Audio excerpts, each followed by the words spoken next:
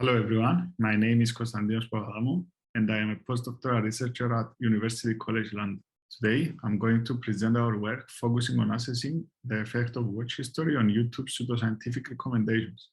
This is a joint work with colleagues from the Delft University of Technology, Binghamton University, Boston University, and the Cyprus University of Technology. Let me start by describing the problem that we are focusing on this work. Since content is generated by its users, YouTube is often fertile ground for the spread of misleading and potentially harmful information like conspiracy theories and pseudoscientific disinformation. Regrettably, YouTube's recommendation algorithm recommends such potentially harmful content. At the same time, the platform struggles to mitigate the harm from this type of content. Motivated by the aforementioned, we focus on pseudoscientific misinformation on the platform, and we collect 6.6 thousand videos related to 3 health-related, timely pseudoscientific topics with great societal interest, namely COVID-19, the anti-vaccination and the anti-mask movements, as well as a more long-standing pseudoscientific subject, the flat earth theory.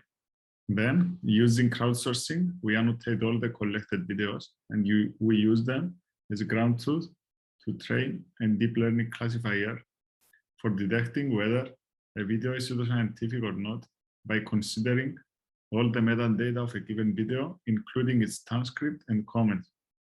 Next, we leverage the developed classifier and we devise a methodology which we use to analyze the prominence of pseudoscientific content on various parts of YouTube, while assessing how this is affected by the watch history of a user. We implement our experiments as scripts that simulate the behavior of real users with varying interests who search YouTube and watch videos based on recommendations. For this, we carefully crafted YouTube user profiles, each one with a different watch history. To build the watch history of the user profiles, we select the most popular videos from our ground truth dataset, and we have each profile watching 100 videos relevant to their interests. For our experiment, we built 3 distinct user profiles, one interested in scientific content, another one interested in pseudoscientific content, and the third one interested in both scientific and pseudoscientific content. To simulate non-logged-in users, we perform experiments with a user who does not have a Google account, and we also perform experiments using the YouTube Data API. Using these user profiles, we perform 3 experiments to quantify the user's exposure to scientific content on 3 parts of the platform: the user's homepage on YouTube, the search results page, and the video recommendation section, which is actually the recommended videos on the right side of the screen when watching a particular video on the platform. By running the experiments with the different user profiles, we are also able to quantify how this exposure changes based on the user's watch history. More importantly, our experiments show that the watch history of the user substantially affects what videos are suggested to the user. Next, when comparing the results of the individual experiments, we observe that scientific videos are more likely to appear in search results than other parts of the platform. We also find a higher rate of recommended pseudoscientific content for more traditional pseudoscientific topics.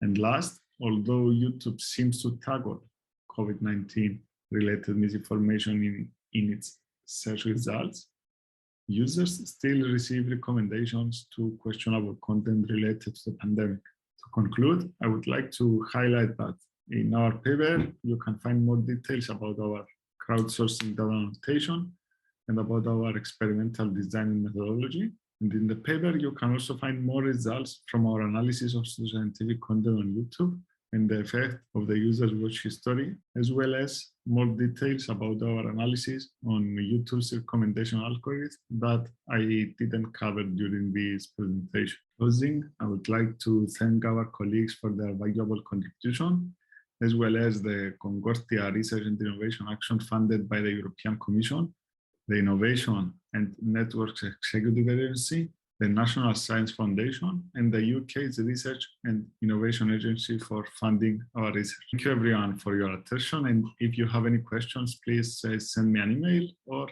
I will be happy to discuss them during the Q&A session.